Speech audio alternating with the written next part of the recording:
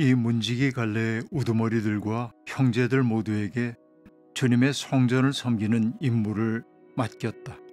레위 사람 가운데 다른 사람들은 하나님의 성전 곳간과 성물 곳간을 맡았다.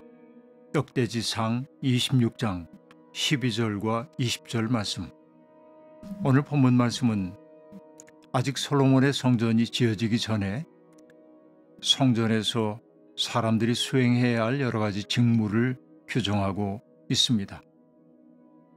솔로몬 성전이 지어지지 않은 이 시기에 이미 다윗 시대에 성전 직무에 대한 연구가 수행되었음을 보여주고 있습니다.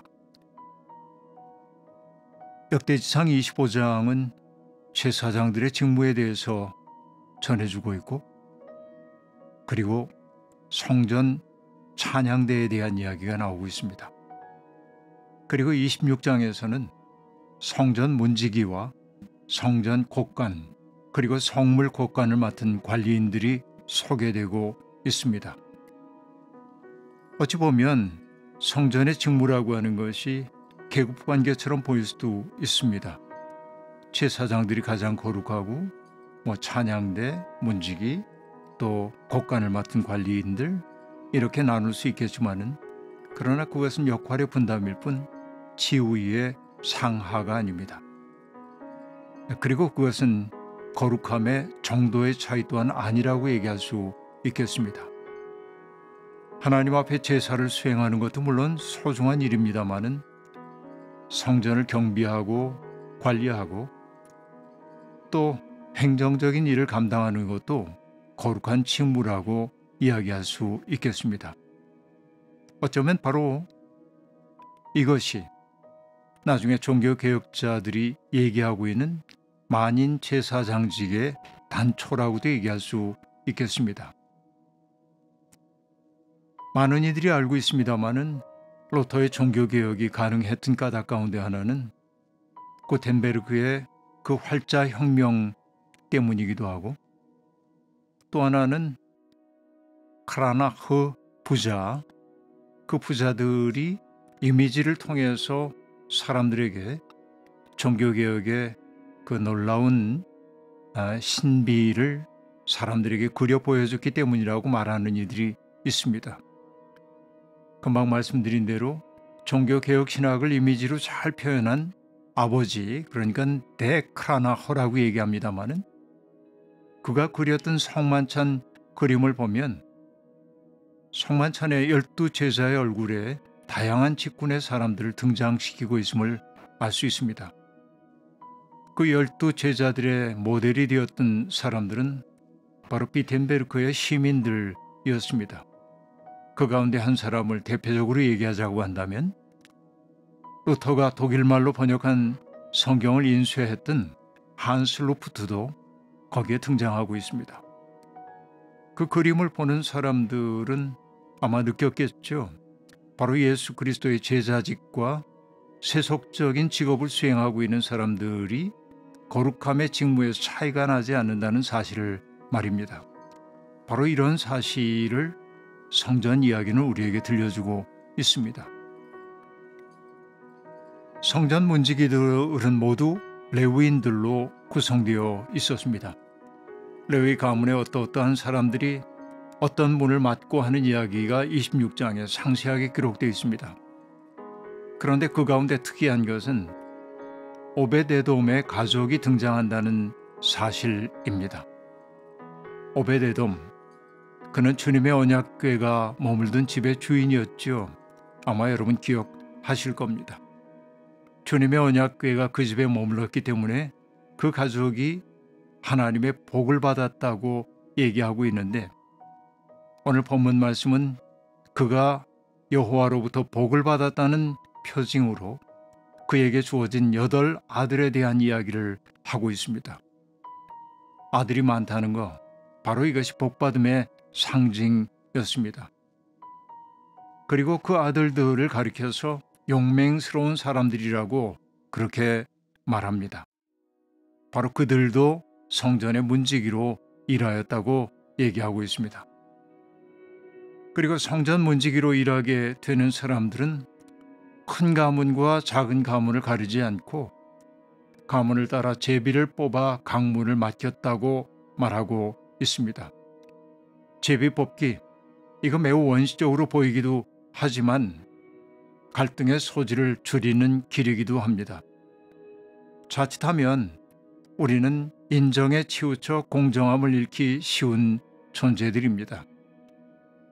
합리적으로 판단한다고 해도 우리의 판단은 뭔가 선입견에 의해 규정되어 있는 경우가 많기 때문에 그렇습니다. 학연과 지연과 혈연 등 연고주의가 공의의 원리를 해치는 경우가 많습니다.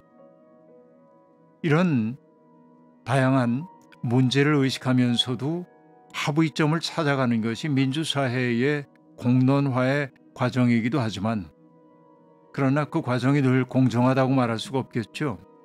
그 때문에 성경은 제비 뽑기라는 어찌 보면 원시적으로 보이는 이 일을 통해서 그것을 하나님의 선택으로 받아들일 수 있는 여지를 만들어 내기도 했습니다. 여기에 제비 뽑기를 통해서 뽑힌 사람들이 성전의 네 방향에 있는 경비초를 각각 지켜야 했습니다. 그것은 마치 제사장들의 24반차를 얘기하듯 지켜야 할 곳이 24곳으로 나타나고 있습니다. 그 다음에 성전 관리인들에 대한 이야기도 등장하고 있는데요. 슬로못의 가족들이 성물을 보관한 모든 곳간을 관리했다고 오늘 성경은 이야기해주고 있습니다. 성전 곳간에 보관된 성물들, 그것은 다윗 그리고 다른 족장들, 천부장, 백부장, 또 군대 지휘관들이 구별하여 바친 것이라고 이야기하고 있습니다. 전쟁을 통해 획득한 물건 가운데 성전 건축과 수리를 위하여 구별하여 바친 것, 바로 그것이 곳간에 보관되던 성물이었습니다. 그렇게 정치적 지도자뿐만 아니라 여기 사무엘, 사울 이런 이들도 물론 정치적 지도자이기도 합니다만 그들 또한 성물을 구별하여 바쳤다고 세세히 기록하고 있음을 알 수 있습니다. 또 다른 레위 사람들은 서기관과 재판관이 되어서 이스라엘의 일반 행정을 담당했다고 그렇게 말하고 있습니다.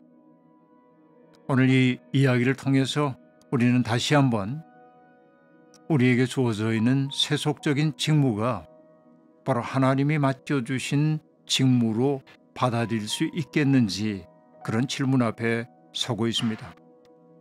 종교개혁자들은 직업을 소명이라고 이야기했습니다. 직업이 돈벌이만을 위한 것일 때 우리는 그것으로부터 쉽게 벗어날 수 있겠지만은, 그러나 그것이 하나님이 우리를 불러주신 자리라고 생각한다면 우리가 해야 할 일들은 명확할 겁니다. 그곳에서 하나님의 뜻을 어떻게 조금이라도 구현할 수 있겠는지에 대한 고민을 해봐야 할 겁니다. 우리에게 주어져 있는 그 직업의 현장을 사람들에게 노골적으로 드러내지 않더라도 내 마음속에서 하나님의 뜻이 구현되어야 할 공간으로 인식하며 산다고 하는 것, 이것이 우리에게 주어져 있는 아주 소중한 소명이 아닌가 생각합니다. 하나님, 마음의 눈을 뜨고 보면 세상에 기적 아닌 것이 없습니다. 세상에 있는 모든 것은 다 하나님의 뜻 안에서 창조된 것임을 믿습니다. 사소해 보이는 것들 속에서도 거룩함의 빛을 볼 수 있는 눈을 열어주십시오. 성전은 건물만이 아니라 자신들에게 주어진 직무를 거룩하게 받드는 이들을 통해 구성되는 것임을 깨닫습니다. 오늘 우리가 지고 가는 삶의 무게가 버겁게 느껴져 비틀거릴 때도 있지만 그 일이야말로 주님의 이름을 늘 명심하고 살게 해주십시오. 아멘.